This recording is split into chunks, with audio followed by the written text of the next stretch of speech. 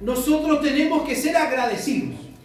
Y más que ser agradecidos, ¿verdad? Que por la casa, el auto que podamos tener, o por todo lo material que Dios nos pueda dar, porque es su promesa. Él dijo, busquen el reino y tu justicia, y todo lo demás será añadido. Más que las cosas materiales, debiera verse, ¿verdad?, lo que es la gratitud a través de la obra espiritual que el Señor ha hecho en nosotros. Y hoy día vamos a finalizar hablando acerca de lo que es y la importancia del servicio dentro de la iglesia. Lo importante que es para nosotros el servicio dentro de la iglesia. Y para ello vamos a ir a San Juan, capítulo 13. Y vamos a tomar una lectura bastante extensa para que podamos entender el contexto de lo que vamos a transmitir o de lo que vamos a hablar en esta tarde, en esta mañana. Gracias, hermano.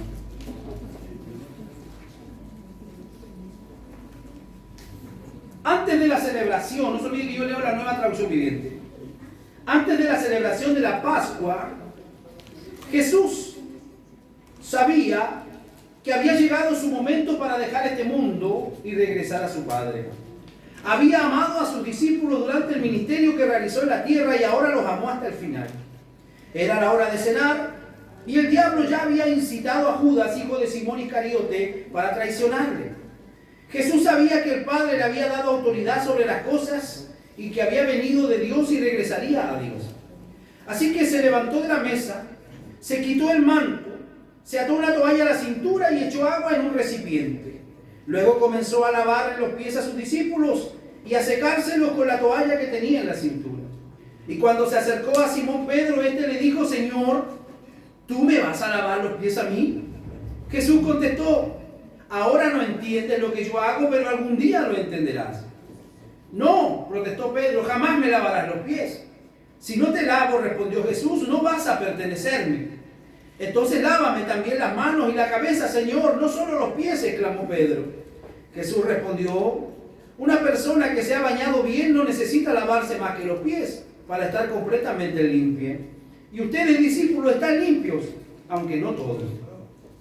Pues Jesús sabía que él lo iba a traicionar, y a eso se refería cuando dijo, no todos ustedes están limpios. Después de lavarle los pies, se puso otra vez el manto y se sentó y preguntó, ¿entienden lo que acabo de hacer? Ustedes me llaman maestro y señor, y tienen razón porque es lo que soy. Y dado que yo, su señor y maestro, le he lavado los pies, ustedes deben lavarse los pies unos a otros. Les di mi ejemplo para que lo sigan. Hagan lo mismo que yo he hecho con ustedes. Les digo la verdad, los esclavos no son superiores a sus amos, ni el mensajero es más importante que quien envía el mensaje. Ahora que saben estas cosas, Dios los bendecirá por hacerlas. No les digo estas cosas a todos ustedes, yo conozco a los que he elegido, pero es para que se cumpla la escritura que dice, el que come de mi comida se ha puesto en mi contra. Les aviso de antemano a fin de que cuando suceda, crean que yo soy el Mesías. Les digo la verdad, todo el que recibe a mi mensajero, me recibe a mí, y el que me recibe a mí, recibe al Padre, quien me envió. Cuando nosotros tomamos, hermano, esta lectura, nosotros podemos ser conmovidos y ser grandemente llamados a una profunda reflexión. La verdad que cuando nosotros hablamos de liderazgo, tenemos que asumir que el liderazgo no solo es el que usted ve o el que prefigura dentro de la iglesia. El liderazgo no solamente lo conlleva el pastor docente o el pastor gobernante de una iglesia o un presbiterio, sino que cada uno de nosotros a diario ejercemos liderazgo. Cada uno de nosotros a diario, en la esfera en la cual nosotros nos movemos, ejercemos liderazgo. Así que esta mañana el Señor nos ha de hablar y era de llevarnos y movernos nuestros esquemas como líderes en el hogar. Usted es el líder de su hogar. Como sacerdote, como padre, como esposo, usted es el líder de ese hogar. Cuando el padre no está presente, el liderazgo automáticamente es asumido por la madre del hogar. Cuando la madre del hogar no está presente, inmediatamente el liderazgo es asumido por el hijo mayor, que va a estar representando a esa familia. Así que siempre va a haber un liderazgo y siempre va a haber alguien a la cabeza, el cual debe sentir la responsabilidad de sus hechos y la responsabilidad de lo que está haciendo. Ahora, podemos nosotros, hermanos, hacer un diagnóstico. Cuando nosotros hablamos de liderazgo en la iglesia, no es lo mismo que el liderazgo en el mundo. Cuando hablamos de un liderazgo que usted tiene que realizar como padre, no es lo mismo que enseña el mundo y no es lo mismo que la sociedad está de alguna manera transmitiendo, sino que el liderazgo cristiano es un liderazgo que se lleva desde una forma y una perspectiva diferente. Cuando nosotros nos referimos al concepto de liderazgo, nos conectamos directamente en una triangulación. Y en esta triangulación nace de dos aspectos que son importantes. Un líder siempre va a tener autoridad y un líder siempre va a tener poder. Sígame con eso. Un líder siempre va a tener autoridad y siempre va a tener poder. Una autoridad y un poder que alguien le ha delegado. No podemos olvidarnos de eso. Alguien nos ha delegado. Alguien le ha dado a usted la bendición de ser padre de esa familia. Alguien le ha dado a usted la bendición y la honra de ser madre de esa familia. Así que usted va a tener que trabajar y va a tener que manejarse entre la autoridad y el poder. Dos cosas que son importantes: autoridad y poder. A estas palabras le podemos dar significado por separado, pero siempre van a estar unidas. Todo líder tiene que generar autoridad y por lo tanto tiene que tener poder o control. Cada uno de nosotros en el área que nos movemos, ya sea del ámbito familiar, como dije, o ya sea del ámbito de trabajo, ya sea del ámbito, hermano, donde usted se relaciona a diario con la gente, cuando hay un líder siempre va a tener que generar autoridad y por lo tanto va a tener que generar control. O sea, no va a poder lavarse las manos, ni va a poder excusarse, porque le fue dada una honra que viene absolutamente de parte de Dios. ¿Cuántos lo creen así? No solo en la iglesia, ojo, Romanos 13 dice que toda autoridad es puesta por Dios. Aún los impíos que están gobernando este país hoy día fueron puestos por Dios. Toda autoridad es impuesta, establecida por Dios. El problema en estos términos se va a originar si nosotros no logramos entender o diagramar cada palabra. Por ejemplo, en el mundo eclesiástico, el mundo que nos movemos nosotros, tanto católicos como evangélicos, ya se está cristianizando el liderazgo con el mundo secular. Y esto a nosotros debería preocuparnos. El Señor dice que deben convertirse ellos a nosotros y no convertirnos nosotros a ellos. ¿Cuántos han leído esa parte de eso en la Biblia? Amén. Dice eso el Señor: conviértanse ellos a ti y no te conviertas tú a ellos. Pero lamentablemente las iglesias en este último periodo han estado pasando, hermano, en cristianizar lo que es de alguna manera el liderazgo secular. Y esto debe preocuparnos, ya que el mundo político, el mundo empresarial, ve el liderazgo de una forma absolutamente diferente a cómo lo ve la iglesia. ¿Qué es lo que dice el mundo empresarial? ¿Qué es lo que dice el mundo político cuando habla de liderazgo? Ellos dicen: una persona proactiva no debe juntarse con alguien que no es proactivo. Para una empresa, gente que no es proactiva no es beneficioso. Para una empresa, lo que beneficia el crecimiento, el desarrollo, es gente que sea proactiva. ¿Y qué significa proactivo? Significa que tenga la visualización y tenga la tendencia de ver antes de que se le pidan las cosas, él ya tenerlas realizadas. ¿Cuántos de ustedes creen que necesitamos en la iglesia gente proactiva? Amén. A ver, no lo veo convencido. ¿Cuánto necesitamos gente proactiva en la iglesia? Amén. Necesitamos unos 20 cristianos por lo menos en la iglesia que sean proactivos, que puedan tener esa visión y puedan adelantarse a los hechos. A ver, vamos a realizar algo en la iglesia y ellos ya están pensando cómo lo van a hacer. Y no dejando, ¿verdad?, el peso al liderazgo de la iglesia que va a ser tomate, va a ser pepino, esas cositas las puede ver cualquiera, no es necesario que las vea el presbiterio. Necesitamos gente que sea proactiva en la iglesia. Pero ¿qué dice el mundo? El mundo dice un proactivo no debe juntarse con alguien que no es proactivo. Un poquito como se dice, dime con quién tú andas y yo te diré quién eres. El que se junta con sabios, sabio será llamado. Y el que se junta con necios, necio será llamado. Pero la palabra del Señor a nosotros nos enseña algo que es absolutamente diferente. Porque imagínense si usted y yo aplicáramos eso en la iglesia. ¿Qué pasaría con la iglesia? ¿Qué pasaría con la iglesia si aquí aplicáramos? Solamente queremos hermanos proactivos aquí.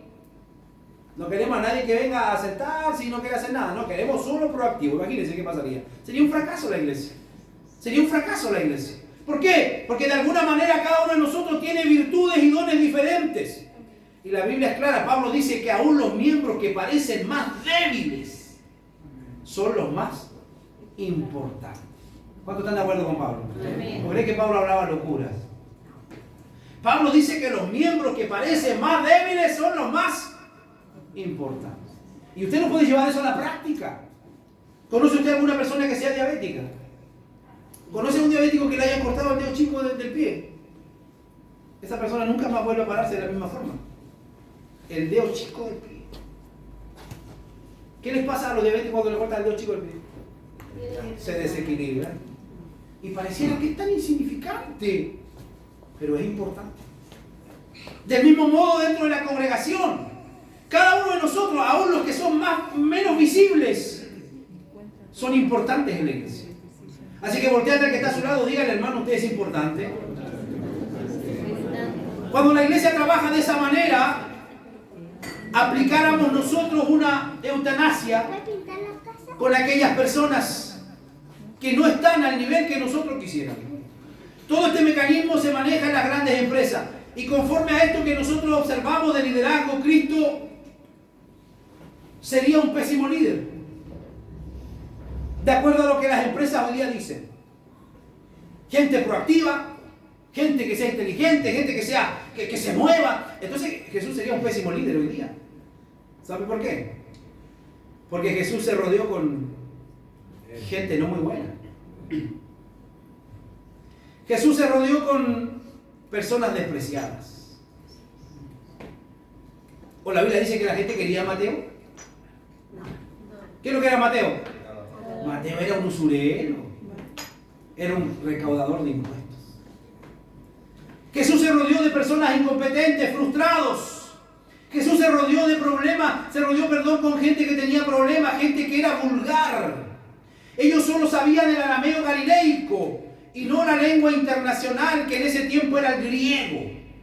Solamente se manejaban dentro de lo que era el arameo de la época, el arameo galileico. Gente con problemas emocionales, como Judas Iscariote. Con problemas emocionales como Pedro, que en un momento estaba, hermano, ardiendo en fulgor, ardiendo, diciendo, maestro, yo voy a ir contigo hasta la muerte, y luego lo está negando. Imagínense el problema en la cabeza de Pedro. Gente novata, como Juan. Juan era un novato. Y Jesús se rodeó de ellos. Cuando no recibieron la palabra, no recibieron la visita, Juan dijo, maestro, ¿quieres que oremos y caiga un rayo y los parta? Y luego cuando el Espíritu Santo viene y transforma la vida de Juan tenemos todos los escritos donde dice, hijitos míos, amen. Ese mismo Juan era, pero necesitaba un cambio y necesitaba madurar. Tenemos a Jesús rodeado de un Tomás. ¿Qué es lo que era Tomás? Incrédulo. A veces hay gente en la iglesia que es incrédula también. Incrédulo, por lo tanto, Cristo prefirió tomar este tremendo desafío, hermano, de rodearse de estas personas y hacer florecer el desierto. El liderazgo de Jesús estaba basado en transformar lo imposible, hacerlo posible. Así que el liderazgo de Cristo va a la inversa del liderazgo del mundo. Existe una tendencia muy marcada de hacer una gran diferencia hoy día en lo que es la jerarquía dentro de las iglesias. La verdad es que nosotros le damos gracias a Dios por la oportunidad que nosotros tenemos de trabajar con el orden de una iglesia presbiteriana, donde nosotros tenemos un presbiterio en el cual todos tenemos un mismo nivel espiritual, solo que uno hace la labor diferente a la que hace otro. Pero la verdad que hay iglesias hoy día donde es muy marcado el liderazgo. Iglesia católica. Aquellos que vienen de ese mundo saben de lo que estoy hablando. Tenemos ahí arriba al Papa, tenemos a sus cardenales, tenemos a sus obispos, a sus arzobispos, que son personas inaccesibles, inalcanzables. Y de alguna manera nosotros, hermanos, tenemos que influenciar a cada uno de los que están en nuestro entorno y no ser inaccesibles. A veces tenemos puestos exclusivos dentro de las iglesias, dejando de lado muchas veces a la gente en vez de compartir con ellos y de tener comunión con todos. Déjeme decirle algo, hermano. No en todas las iglesias usted se puede despedir del pastor después del culto del domingo. No en todas las iglesias. Hay iglesias donde el pastor termina de predicar y prácticamente los guardaespaldas lo sacan y se lo llevan y la iglesia sigue el culto y termina. No todas las iglesias tienen la bendición de la gente de compartir una mesa con su pastor o con su obispo. Pero esto, hermanos, se está gestando una tendencia y actitudes de separación entre el liderazgo y la gente muy marcada. ¿Qué diría Jesús si pudiera participar en una de esas iglesias en un culto dominical? Yo creo que Jesús le hace lo mismo que le hizo a los cambistas y a los que estaban vendiendo en el templo. A palo, hermano, lo correría. Porque ese no es el liderazgo. Ese no es el liderazgo que Jesús enseñó. Estos paradigmas no son los de Jesucristo. Tenemos que volver a releer la Escritura y a volver al liderazgo de autoridad y poder según Jesucristo. Según Jesucristo. Y Jesucristo, yo le hice leer a usted este capítulo completo porque allí Jesucristo nos da una tremenda lección de lo que es un liderazgo. Es lamentable, hermano, que a través de lo que fue el Imperio Romano influenció mucho dentro del cristianismo. Y tenemos allí, por ejemplo, a algunos escritores que han escrito cosas muy fuertes de acuerdo a ello. Por ejemplo, como que el año 312 Constantino hace que la iglesia cristiana sea la religión autorizada y le da libertad a los cristianos para que de alguna manera ellos puedan predicar el evangelio. Fue Constantino. Y a través de ello luego todo esto se fue, hermano, degenerando y apareció un liderazgo que forzaba a la gente, que de alguna manera traía, hermanos, destrucción. Y fue un liderazgo marcado, hermano, donde hubo mucho daño a la iglesia, donde tenemos hoy la iglesia católica, desde allí nace, con su liderazgo. Cuando ya se rebelan y ellos quieren un papa y lo colocan como sucesor de Pedro y lo instalan allí en Roma como que él es el encargado y el jefe de todos los demás obispos, y de allí se degenera todo lo que usted ve hoy día en la religión. Al principio no fue así. La iglesia bíblica al principio constaba con presbíteros, con diáconos, con hermanos que iban de un lugar a otro llevando la palabra del Señor, y donde había una comunidad de hermanos que trabajaba y que servía firmemente. Pero en un momento se degeneró todo esto, y entonces es donde la autoridad ha venido a marcarse grandemente dentro de la iglesia y todo lo que usted conoce hoy de la historia de la iglesia. Pero nosotros como cristianos, hermanos, debemos volver. Y para volver al trabajo sencillo, al trabajo humilde, es necesario volver a leer y a releer el episodio del lavatorio de pie que Jesús realiza a sus discípulos. Este es un relato muy importante para la iglesia, el lavatorio de pie. Hay iglesias evangélicas donde el lavatorio de pies es un sacramento. Al igual como nosotros vamos a compartir más tarde la cena del Señor. Para algunas iglesias la cena, el bautismo y el lavado de pies. Nosotros solamente dos sacramentos, la cena y el bautismo. Pero hay iglesias donde el lavado de pies todavía se practica, hermanos. ¿Cuál es el fundamento del liderazgo para Jesús? El fundamento del liderazgo para Jesús, el fundamento secular está en el puesto. ¿Dónde está el fundamento en el mundo secular? En el puesto. El tipo que en la empresa tiene afuera un letrero que dice gerente, Todos saben lo que es un gerente. No hay que explicárselo a nadie, ¿verdad? Desde el que barre en esa empresa hasta el guardia que está, sabe que el gerente es el tipo que corta el queque. Eso es en el mundo secular. De alguna manera el liderazgo está en el puesto. Y es por eso que en muchas empresas la gente trata de llegar y crecer y llegar allá arriba a los niveles más altos. Porque ¿qué? ¿Qué quiere? Autoridad, quiere tener el puesto. ¿Usted cree que eso se da en las iglesias? ¿Cree que usted que se da en las iglesias eso? Sí. Por supuesto. Se da. Hay mucha gente que ama y que quiere tener esa posición. Yo le hablaba el otro día a usted de manera jocosa, no sé si fue el jueves cuando le contaba de un líder que yo tuve hace años atrás aquí en la iglesia y que cuando yo me iba de vacaciones, él se sobaba las manos porque iba a poder hacer lo que él quería hacer. Y yo llevaba 2 semanas apenas fuera y me estaba llamando, pastor, ¿cuándo va a volver? Porque una cosa es desde allá ver cómo se hace y otra cosa es estar en los zapatos del pastor. La gente que lo que hace quiere ese liderazgo secular, está enamorada del puesto. Ojo con eso, cuidado con aquellos que estamos de alguna manera en la autoridad. No nos enamoremos del puesto. No nos olvidemos que detrás de Saúl siempre había un David. Detrás de Saúl siempre había un David. ¿Qué significa eso? Que ninguno de nosotros está pernado. Si yo no lo quiero hacer bien, ¿sabe? Hay 10 allá atrás que lo van a hacer mejor que yo. ¿Me escuchó? Si usted no quiere hacer su trabajo en la iglesia, el Señor ya tiene preparado a otros que lo quieren hacer.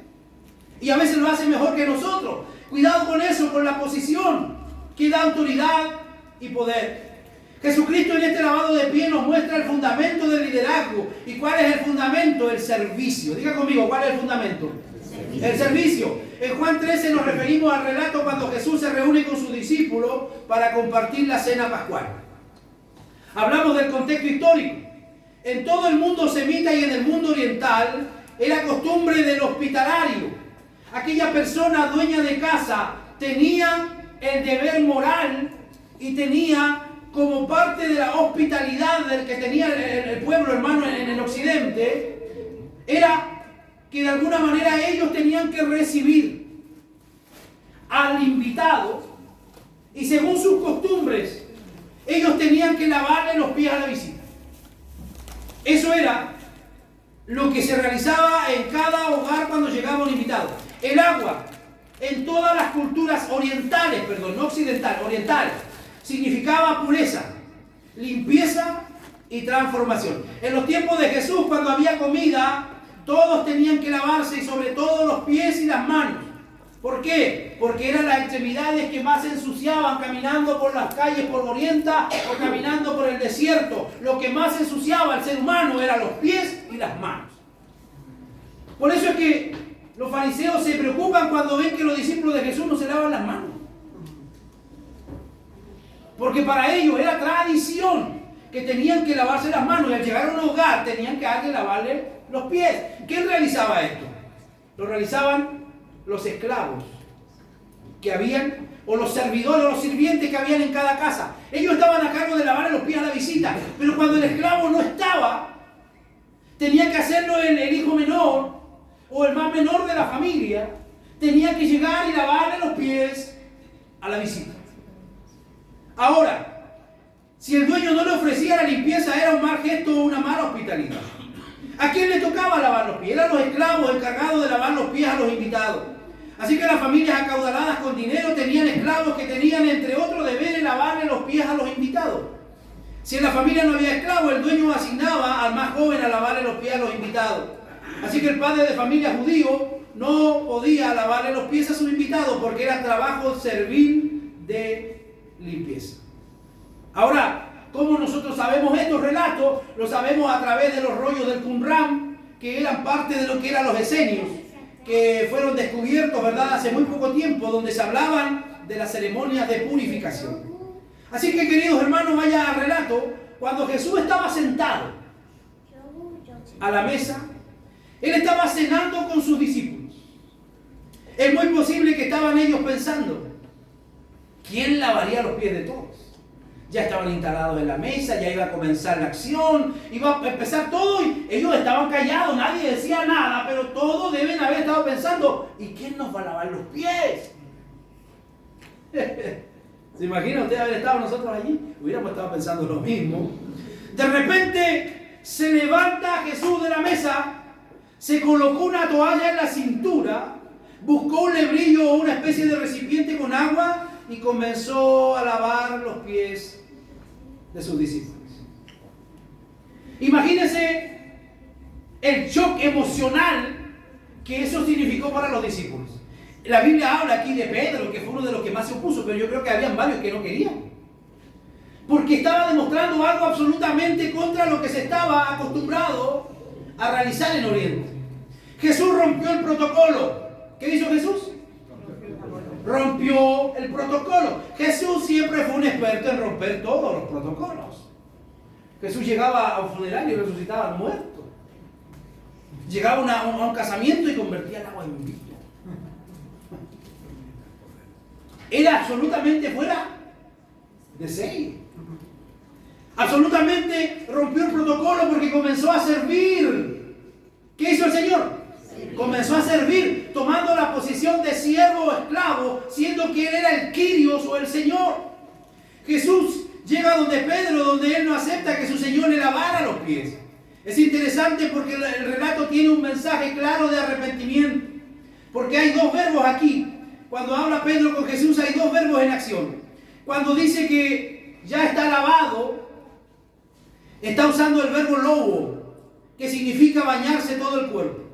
Pero Jesús, ¿qué tiene que limpiar? Solo los pies, refiriéndose a nipto.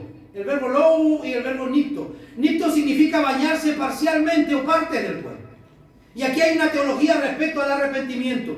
Cuando dice Pedro, lávame el cuerpo completo, o está usando el verbo lobo, que quiere decir no solamente tengo que bañarme los pies o nipto, sino que el Señor le dice, ustedes necesitan lavarse los pies, porque a través de la palabra ya todo su cuerpo está lavado. ¿Y qué significa? Que necesitan lavarse los pies. Significa que aun cuando tú y yo hemos sido perdonados en la cruz de Calvario, aun cuando nuestros pecados fueron perdonados, todos los días nosotros vamos a estar propensos al pecado. Y tenemos que recurrir al verbo nipto, que significa lavarnos los pies a diario, todos los días, espiritualmente hablando. Les estoy hablando, pedir perdón, a eso se refiere. Pedir perdón por todos nuestros pecados. Cristo le da una enseñanza, hermano, a sus discípulos. Una enseñanza descomunal sobre la teología del servicio que genera autoridad. ¿A cuánto aquí le gusta tener autoridad? ¿A nadie? Amén. Eso es mentiroso. ¿A cuánto le gusta tener autoridad? Amén. La autoridad la necesitamos. A veces ni el perro nos obedece. Practique con su perro. Cristo enseña en este relato que la autoridad se fundamenta. ¿Dónde se fundamenta la autoridad? En el servicio. Usted comienza a alimentar a esa bestia que tiene en su casa, a ese perrito, comienza a alimentarlo, a darle agua, a darle comida, a darle agua, a darle comida, y usted no va a necesitar quitarle. No va a necesitar quitarle, porque él ya lo va a reconocer a usted, que usted es el que lo alimenta y que usted es para él autoridad. Ahora eso, de alguna manera nosotros también tenemos que graficarlo, hermano, dentro de lo que es la obra del Señor. La autoridad de la obra del Señor no se grita. No se grita. A ver, yo soy el pastor, yo soy autoridad. No, yo tengo que demostrar y enseñar la autoridad a través del servicio. A través del servicio. Porque yo le puedo decir a ustedes mañana, a ver, hermano, ustedes a contar de hoy van a empezar a obedecer al ángel, o todo lo que el ángel le mande, ustedes lo van a obedecer. Pero si el ángel no se ha ganado el respeto de la gente, si el ángel no ha sido humilde con los hermanos, ¿puedo yo imponerle a la gente para que le vea la autoridad? No. La autoridad se va a respetar a través del servicio. ¿Cuánto usted está dispuesto a servir al Señor? Es lo que el Señor le va a ir glorificando en su vida. En realidad el servicio no es atractivo. ¿A cuánto le gusta el servicio? Amén. El servicio no es atractivo, es mejor estar en el púlpito. A la gente le atrae más estar en el púlpito. Le atrae más estar con el micrófono. Pero acarrear parlante, ¿a quién le gusta andar acarreando parlante? ¿Sí o no? ¿A quién le gusta esa labor, hermano, que a veces es menos vista por la iglesia. Hacer el aseo, ordenar las mesas, lavar los vasos que nosotros ensuciamos después de cada servicio. Nunca lo publicamos ahí. ¿Quién lavaría los vasos, hermano? ¿Quién? Pero es una labor que hay gente que lo hace con amor. Y esa gente que trabaja su servicio en amor es gente que va a ser honrada por Dios. Para muchos de nosotros el servicio no inspira. El servicio es un acto desacomodado, un acto de sacrificio. El servicio es un autodesprendimiento, es un automorirse. Autodesprendimiento. Porque vamos a tener, para poder estar al servicio de la iglesia, para poder estar al servicio de los hermanos, vamos a tener que autodesprendernos de muchas cosas. Orgullo, soberbia, altivez. Como lo decía nuestro hermano ayer en la enseñanza, a veces nosotros tenemos un concepto muy alto de nosotros. Que lo que tenemos y lo que recibimos de Dios lo merecemos, y eso no es así. Todo lo que recibimos es solo por la gracia del Señor. Así que, iglesia, tenemos que practicar el autodesprendimiento. Tengo que renunciar al orgullo para servir a mi hermano. Tengo que renunciar a la soberbia para servir a mi hermano. Tiene que haber un morirse. Morirse al ego. Morirse al yo. El apóstol Pablo llega un momento en su vida donde fue tan transformado por la gloria de Dios que él dice, ya no vivo yo, dice, ahora vive Cristo en mí. Gloria al Señor, empaparse de tal manera. ¿Por qué? Porque necesitamos ser servicial. Significa desacomodarse de mi estructura, de mi comodidad y del sueño para poder servir a los demás. ¿Para qué hemos sido llamados por el Señor? Para servir. Para servir. El Señor mismo dijo, oren mucho ustedes, porque la mies es mucha. Mas los obreros son pocos. Jefatura tenemos harto. ¿Sí o no? Tenemos harta jefatura en las iglesias, eso sobra, los jefes sobran. Lo que faltan son obreros. Mira que está a su lado, dígale, sea un buen obrero, hermano. Sea un buen obrero. La Biblia dice que el obrero es digno de su salario. Si usted se preocupa de los servicios del reino, Dios no se va a despreocupar de usted. ¿No me escuchó? Si usted no se despreocupa de los servicios del reino, Dios no se va a despreocupar de usted ni de sus negocios. Amén. Para Cristo el servicio tiene 3 etapas. Primero, el autovaciarse o una muerte al yo.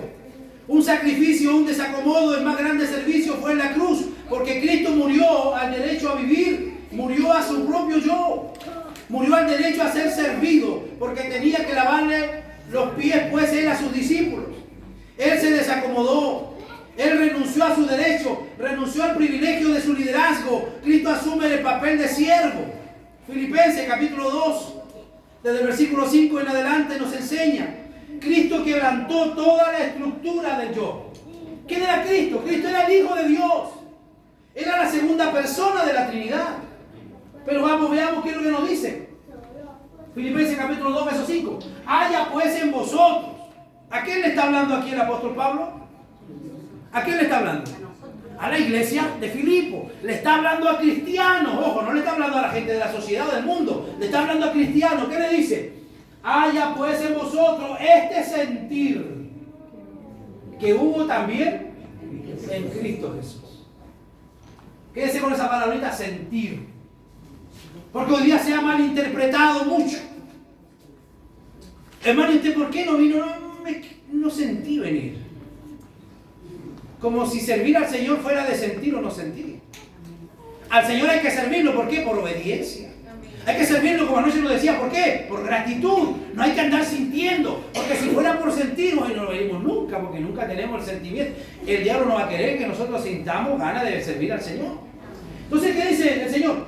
Haya en vosotros este sentir que hubo en Cristo Jesús, el cual siendo en forma de Dios. Eso significa el cual siendo Dios. No estimó el ser igual a Dios como cosa que aferrarse. ¿Qué hizo el Señor? Sino que se despojó a sí mismo. ¿Qué es lo que hace el maestro? Tomando forma de siervo o de esclavo, doulo, como lo llama Pablo, hecho semejante a los hombres. Imagínense cómo se fue degradando el Señor. siendo igual a Dios, ahora viene y se hace forma de siervo, de esclavo, hecho semejante a los hombres. Y estando, dice, en la condición de hombre, ¿qué hace él? Se humilló a sí mismo. Nadie lo humilló a él, ojo. O que lo robaron, lo humillaron. No, él dice, se humilló a sí mismo, haciéndose obediente ¿hasta dónde? Hasta la muerte. Hasta la muerte y muerte de cruz. Vamos al verso 9, por favor. Por lo cual Dios también le exaltó hasta lo sumo. ¿Qué es lo que hace el Señor con aquel que se humilla? ¿Qué es lo que hace? Lo exalta.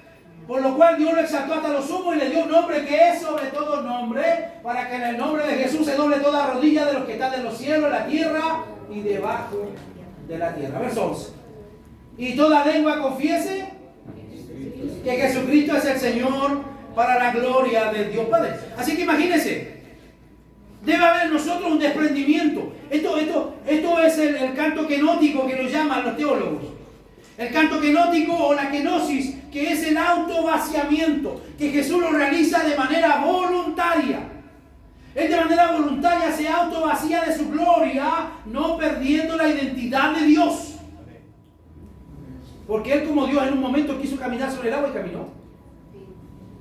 Él no renunció a la deidad, Él renunció a esa gloria visible, que en alguna instancia también se dejó ver, en la transfiguración. En esa circunstancia, pero ¿qué es lo que hace Él? Se humilla. Segundo, el servicio es encarnación. La encarnación es la esencia de la cristología de la salvación. Dios se desacomodó, renunció a su yo divino para encarnarse en la humanidad, la que no sigue el vaciamiento del recipiente humano. Encarnamos en la miseria del otro, en la necesidad del otro. Eso es algo que nosotros tenemos que hacer como cristianos. Encarnarnos en la miseria del otro, en la necesidad del otro. ¿Cuántos lo practican eso a diario? ¿O usted de los que va por la calle y le da exactamente lo mismo cuando ve a un mendigo? ¿Usted de los que va por la calle y cuando ve a alguien sufriente en la calle le da exactamente lo mismo? Yo creo que a la mayoría de nosotros no les pasa eso. Sino que de alguna manera, ¿qué es lo que hacemos? Nos encarnamos en él. Oye, pobre persona. ¿Cómo está sufriendo? ¿Y qué? Enseguida a uno le nace ¿qué? Le nace la misericordia. Porque debemos encarnarnos en la miseria del otro, en la necesidad del otro. Y ni siquiera voy allá afuera. Cuando hay alguien que está ante nosotros sufriendo, la iglesia debería sufrir con él. Cuando hay alguien que está en la iglesia enfermo, nosotros debiéramos estar tan preocupados por nuestro hermano cuando está enfermo. Porque es parte de lo que el Señor nos pide, que nos encarnemos en la miseria del otro, en la necesidad del otro. Muchas veces nosotros lo llevamos a la vida práctica y la iglesia pide oración en el WhatsApp, todos ponen amén, amén, amén, amén. ¿Cuántos de verdad se acuerdan y oran por ese amén?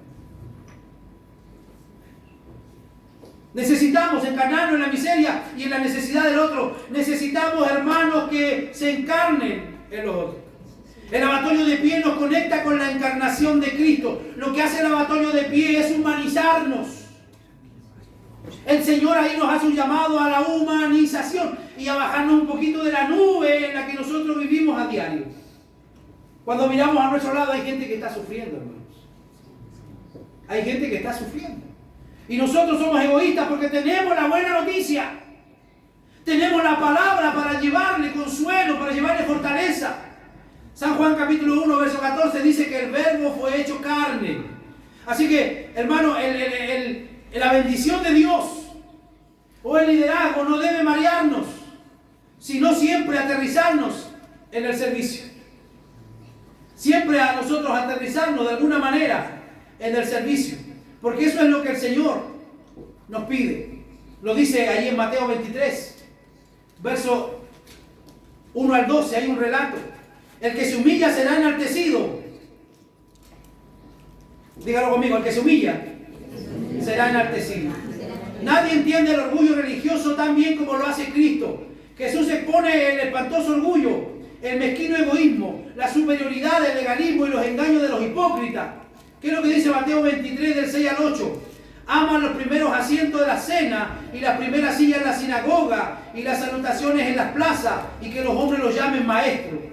Pero vosotros no queráis que os llamen rabí o maestro, porque uno es vuestro maestro, el Cristo, y todos vosotros sois hermanos. Y luego en Mateo 23, 11 y 12 Jesús dice, el que es mayor de vosotros sea vuestro siervo. Porque el que se enaltece será humillado, y el que se humilla será enaltecido. El servicio al cual hemos sido llamados, hermano, es para dar esperanza al otro, hacer crecer al otro, que ojalá el otro tenga éxito. Esa debería ser nuestra mentalidad, dar esperanza. Hermano, no todo está perdido, hermano, no todo está mal, el Señor está al control de todo. Hacer crecer al otro, como en alguna oportunidad. Cuando vinieron le dijeron hoy a Juan el Bautista, oye, Jesús está haciendo milagros, Jesús está haciendo sanidades.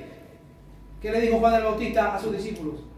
Es necesario que yo mengue para que Él crezca.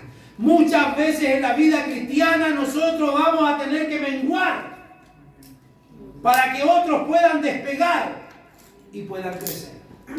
Muchas veces nosotros vamos a servir como puente. Van a pasar por sobre nosotros para poder avanzar y para poder crecer. Pero nosotros tenemos que aprender a acostumbrarnos a darle la esperanza, a ayudar a que el otro crezca. Gloria a Dios. Si a mi hermano Dios lo bendice, yo debo alegrarme. Si a mi hermano lo promueve en el trabajo, va a tener mayor ingreso, va a tener mayor honra, como anoche nos decía, ¿verdad? Yo me debo alegrar. Si mi hermano cae enfermo, yo me debo preocupar. Si mi hermano tiene la pérdida de un ser querido, yo debo llorar con él. Es lo que de alguna manera el Señor nos enseña. Todo cristiano debe ser un gran servidor, por las 3 etapas del servicio.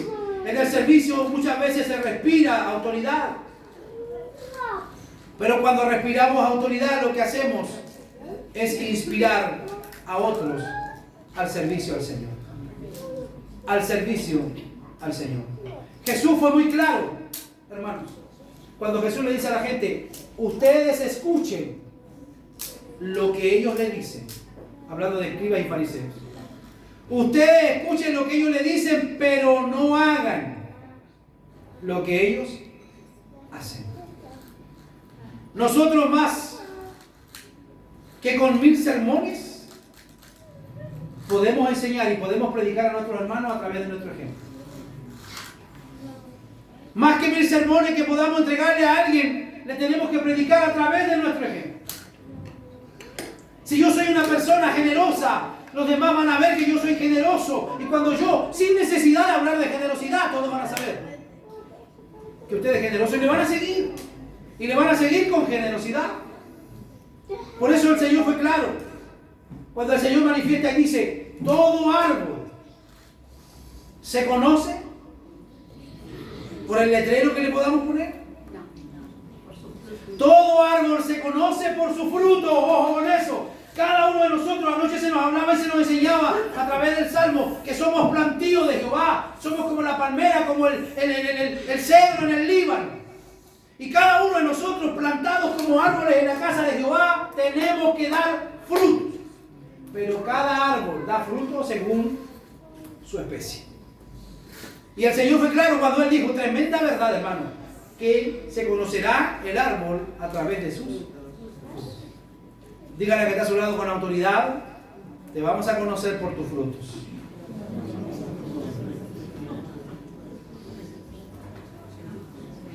Más que lo que podamos decir, son nuestros frutos los que hablan por nosotros. En el verso 16 de lo que leímos hoy en San Juan, Pedro dice, tú eres el maestro. En los eventos nosotros en la vida debemos como buenos cristianos condolernos con la necesidad de la gente.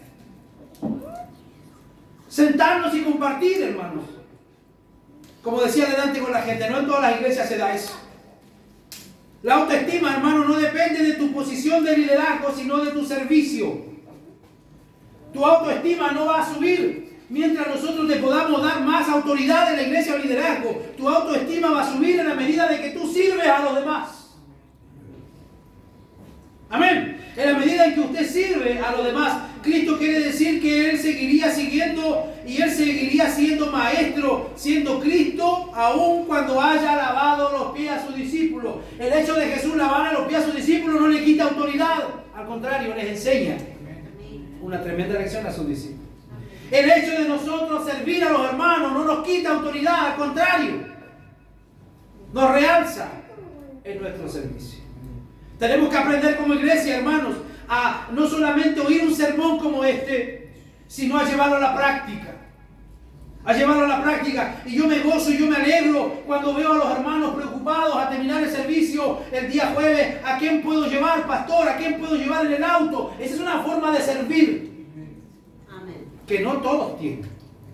Que no todos tienen, hermano. ¿A quién puedo yo mover, pastor? Dígame, ¿a quién llevo? Esa es algo que hemos enseñado, que lo practicamos como servicio. Cristo quiere decir que Él seguiría siendo Cristo aun cuando le lavara los pies a sus discípulos.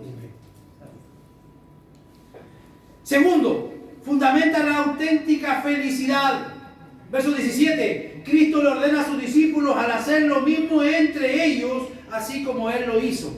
En la lectura que tuvimos. Hagan ustedes lo mismo y lávense los pies los unos a los otros. Cristo quiere decir que si hace estas cosas, seremos verdaderamente felices. ¿Cuántos de los que están aquí esta mañana quieren ser felices? Amén. Levánteme la mano, por favor. ¿Cuántos quieren ser felices? ¿Y por qué no es feliz ahora? Porque siempre hay cosas que se superponen en lo que realmente es importante. Anoche se nos habló claramente, hermanos. Perdone que sea tan cargante en eso. Pero anoche se nos habló claramente que lo que realmente tiene validez para el cristiano es la vida espiritual. Todo lo demás va y viene, las lucas van y vienen, toda la prosperidad va y viene, las amistades van y vienen, las relaciones van y vienen, pero lo que debe importarnos, hermano, es nuestra vida espiritual. Entonces el maestro nos quiere dar una enseñanza tremenda. Cristo dice que si hacéis estas cosas seréis felices. Para la felicidad, en griego, existen 3 palabras para la felicidad. Y una de ellas es la que más nos identifica a nosotros y es la palabra Macarios. No Macabeo. De eso hay harto, pero Macarios hay poco. Macario es el término que se usa en la bienaventuranza. Cuando Jesús habla en Mateo y en Lucas de la bienaventuranza, está usando la palabra Macario. En vez de bienaventurado, en el original dice Macario. ¿Y qué es lo que es Macario? Macario es una persona que logró construir una felicidad completa. Repito, un cristiano Macario es el que ha podido construir una felicidad completa. Es una felicidad emocional. ¿Cuántos son felices emocionalmente? A ver, pregunto de nuevo. ¿Cuántos son felices emocionalmente? ¿Se siente usted emocionalmente sano? ¿Se siente emocionalmente feliz? ¿No anda llorando por los rincones? ¿Se levanta de buen ánimo por la mañana? ¿Es agradecido con el Señor? Ahora, si a usted le cuesta levantarse, pregúntese qué está pasando. Oye, otra vez hay que ir a trabajar. Dele gracias al Señor por el trabajo. Hay muchos que están sufriendo hoy sin trabajo. Una felicidad emocional. ¿Cuántos son felices emocionalmente? Levante la mano. Vamos, avísenle a su cara entonces. Una felicidad emocional. Que mi emoción esté sometida a la voluntad de Dios. A la voluntad de Dios. Si Dios me quiere dar mucho, gloria a Dios. Y si Dios me quiere dar poco, gloria a Dios también. La felicidad mía no la condiciona lo que yo tengo o dejo de tener. Job dijo, Jehová dio y Jehová quitó, sea el nombre de Jehová bendito. ¿Cuántos de nosotros deberíamos estar listos para decir eso? Una felicidad emocional, una felicidad fisiológica o física, que se siente sano. ¿Cuántos se sienten sanos aquí? Amén. Gloria a Dios. Esa es la conversación, esa es la charla de mucha gente, hermano. Se da como un poco el culto al cuerpo, como se daba en los primeros siglos. A través del imperio, a través de los griegos, ¿verdad? La iglesia tuvo mucha presión con ello, el culto al cuerpo. Hay una etapa en la historia de la iglesia donde los sacerdotes abandonaron el servicio en el templo y salían a correr como los griegos desnudos. Eso es parte de la historia de la iglesia, alguna vez la vamos a estudiar. El culto al cuerpo, hermano, hay que cuidarse con eso. Hay que cuidar el cuerpo porque el cuerpo es el templo del Espíritu Santo. Pero no hay que idolatrar el cuerpo. Porque el cuerpo es el templo del Espíritu Santo. Yo necesito mi voz para predicar todos los domingos, así que tengo que cuidar mi voz. Si hay algo que tengo que cuidar, es lo que yo de alguna manera uso para glorificar al Señor. Así que el Macario es feliz físicamente. Físicamente. Como anoche también se lo relataba, se lo decía, mire, puede tener todos los años que usted tenga. Pero si usted se siente físicamente en condiciones de servir al Señor, no hay nadie que le diga lo contrario. Caleb tenía 85 años cuando peleó la última batalla y la ganó. Aquí nadie llega a los 85 todavía. Dios nos bendiga, hermano, Dios nos ayude y nos dé una felicidad emocional, una felicidad fisiológica, física, aun cuando las enfermedades van atacando nuestro cuerpo. ¿Qué dice el apóstol Pablo? Aun cuando el hombre exterior se va desgastando. ¿Cuántos han notado que están más desgastados que el año pasado? ¿Cuántos se han sentido más desgastados? Y uno no sabe explicar qué es lo que está pasando, pero algo está pasando en nuestro cuerpo. Nos vamos envejeciendo, porque es la ley de la vida. Nos vamos envejeciendo, pero nosotros debemos hacerlo de buena manera, con felicidad. Vaya asumiendo las etapas de la vida. ¿Para qué lucha con esas canas? Son parte de la vida. Aquí tengo una mata de canas, miren. Son parte de la vida. ¿Para qué negar lo que es innegable? Que nos vamos poniendo. Pero eso significa que nosotros debemos ser felices físicamente. Aun cuando tengamos muchas enfermedades, nuestro hombre interno se va renovando de día en día.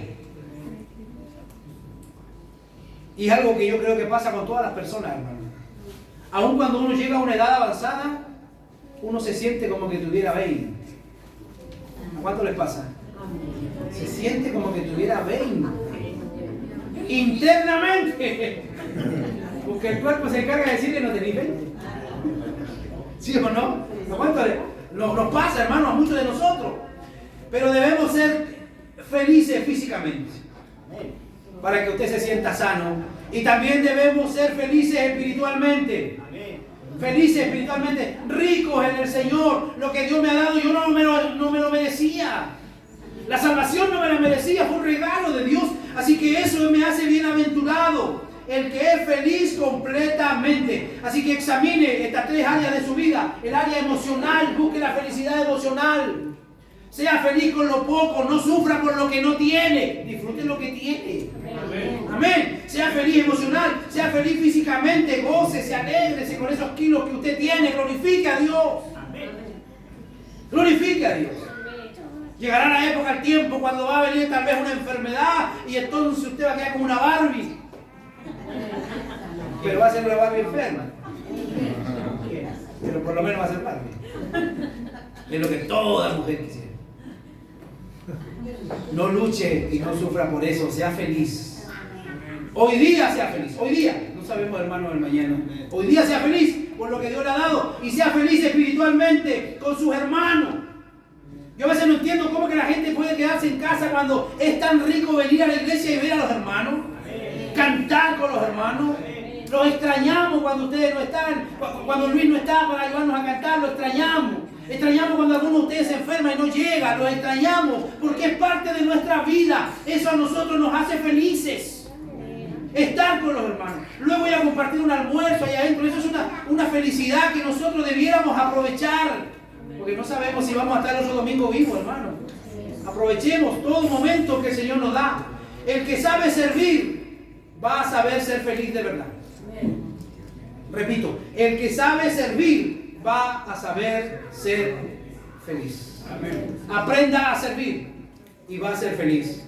Para que seamos cristianos grandes tenemos que volver a Jesucristo. En el servicio fundamentamos nuestra autoridad, donde no se exige sino se inspira. Ojo con eso. ¿Qué tengo que inspirar yo? Servicio. Servicio. Tengo que inspirar servicio. Yo quiero ser buena persona. Yo quiero ser servicial en la obra como lo es mi hermano. Eso debiéramos inspirar cada uno de nosotros. Para ser líderes siervos debemos dar muerte al yo, encarnarnos en el otro y dar esperanza. Termino con esto ya.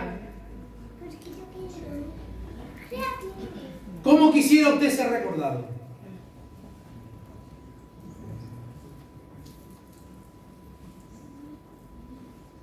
Piense hipotéticamente. que tenemos que despedirlo y que lo tenemos usted metido dentro de un cajón aquí. ¿Cómo le gustaría a usted que lo despidamos? Yo creo que todos queremos ser despedidos con honores, ¿sí o no? Con honores. Que se hable bien de nosotros. Pero ¿qué es lo que comúnmente la gente hace? ¿La gente habla bien? Es más fácil hablar lo malo. Es más fácil ver lo negativo en el hermano que ver tanta cosa positiva que tiene el hermano. De hoy en adelante, hermano. ¿Cómo estamos hoy día? ¿30? Sí. Desde el 30 de julio de 2023 en adelante, usted dedíquese a servir al Señor íntegramente. Dedíquese al Señor a hacer obras buenas. Dedique al Señor lo mejor que usted tiene para darle, su juventud. Su juventud, dedíquela en gastarla para servir al Señor. Su fuerza, su energía. Que no se le vaya esa fuerza toda en el trabajo. ¿De qué fuerza para servir al Señor? Y el día de mañana, cuando nos toque despedirle, vamos a recordarlo como el siervo que usted fue. Un siervo, como dice la canción, para la gloria del Señor. Un siervo para su gloria. Necesitamos siervos porque jefes tenemos hartos. Pero necesitamos gente que se ponga la toalla a la cintura, que tome el lavatorio o el lebrillo y que pueda lavar espiritualmente los pies de sus hermanos. ¿Necesitas oración, hermano? Allí voy a estar. ¿Necesitas alguna ayuda? Allí yo voy a estar. ¿Necesitas apoyo, respaldo? ¿Necesitas que te escuchen? Porque a veces no toda la vida es plata, hermano. A veces lo que el hermano necesita es que alguien se siente y lo escuche. Porque la persona a veces piensa que todo en la iglesia, en la ayuda, tiene que ser dinero. No es así. A veces necesita que alguien le escuche. Que alguien pregunte, oiga, ¿cómo está, hermano? Porque uno tiene costumbre de preguntar, hermano, ¿cómo está? ¿Cómo está? Pero ¿le pregunta a usted alguna vez al hermano Juan cómo está? ¿Le pregunta a usted alguna vez al presbítero Josué cómo está? ¿Le pregunta a usted al pastor alguna vez cómo está usted, pastor? Porque nosotros le preguntamos a todo el mundo. Pero a veces también necesitamos que se nos pregunte o que se sienten a conversar con nosotros. Porque somos tan humanos como ustedes, con tantas necesidades y con tantos problemas a veces, imagínense. Pero estamos llamados para servir al Señor. Quiero terminar el sermón de este día llamándolos al servicio. Desde hoy en adelante esperamos tener un año donde podamos servir al Señor juntos. Donde podamos crecer como iglesia, pero juntos. Y donde cada uno de ustedes ponga sus dones al servicio del Señor. El que es bueno para cocinar, diga, pastor, yo soy bueno para cocinar, ponga al servicio del Señor. A mí me gusta la enseñanza, pastor, a mí me gusta esto, lo otro. Todo eso al servicio del Señor y haremos un gran equipo de trabajo. Y el año 2024, si Dios no viene antes, estaremos celebrando y estaremos viendo y analizando todo lo que hemos avanzado gracias al servicio que ustedes han tenido durante todo el año. Amén. Les invito a orar al Señor. Tómele la mano, por favor, a alguien allí. A ver si me hace sonar una melodía, por favor, hermana, si puede, si no, Laura, háceme con un piano una melodía. Vamos a orar al Señor.